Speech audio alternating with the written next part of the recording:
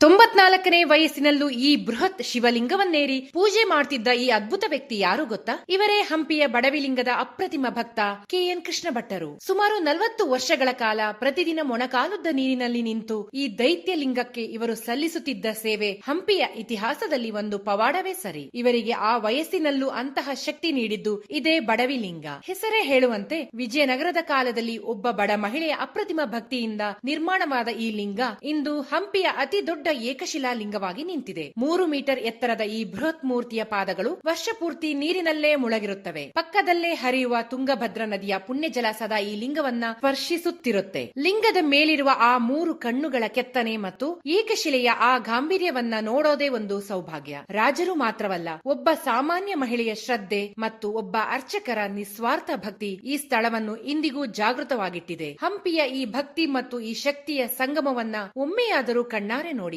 ಓಂ ನಮಃ ಶಿವಾಯ. ಈ ವಿಡಿಯೋ ನಿಮಗೆ ಇಷ್ಟ ಆಗಿದ್ರೆ ಲೈಕ್ ಮಾಡಿ, ಶೇರ್ ಮಾಡಿ. ಇಂಥ ವಿಶೇಷ ಮತ್ತು ವಿಭಿನ್ನ ಸ್ಥಳಗಳಿಗಾಗಿ ನಮ್ಮ ಪೇಜ್ ಫಾಲೋ ಮಾಡೋದನ್ನ ಮರೆಯಬೇಡಿ.